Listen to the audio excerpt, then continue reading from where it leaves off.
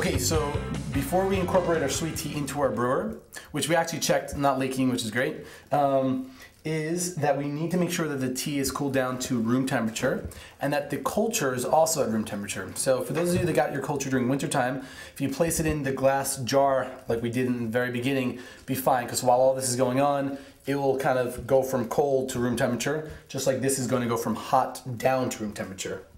Now you could wait overnight, but you don't want to wait too long because once the tea does get to room temperature, it is susceptible, just like any other food, to the environmental conditions. So we're using a quick cool down method. It'll also is good because we want to get brewing already. Yeah. You know? So this way is we have our tea, a sweet tea that we just made, and we're gonna place it carefully in the tub. I'm ready. Awesome. And Vanessa, you're gonna plop some ice around the brewer. Okay. I will be your assistant. Oh, is it okay to drop it down in there? It's ice, right? Okay. I think you can just probably open up the bag though. Oh. And just rip it in. But not. Maybe when I sit into the tub and we're just gonna place it. No. Yeah, that's perfect. Am I doing it right? You're doing beautiful. You're doing great. Whoops. Awesome. You okay? Okay. Now I'm gonna turn some water on. That's it. And not that much, just enough to kind of cover up the brew, and we're gonna push everything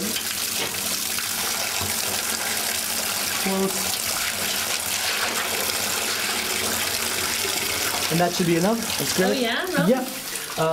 The whole idea is that we just first want the ice to almost melt it, to just cool it down. Eventually, in about, I don't know, 2-3 minutes, we're gonna then add some more cold water. But let the ice kind of get to it. And another method is, if you know your ice source, you could account for the how much water you used and decrease the amount of water, and then add ice directly into it. If the ice is pure, they will tell you. I'm sure most ice nowadays will be good ice, like cleaned. I don't know if they have it on here. Oh, they don't have it on here. They just want you to think it is. Yeah, right. The mountain water ice company. Yeah. So this is the I think the safest way. Yeah. And this will still take some time, guys. So we'll see you when it cools down.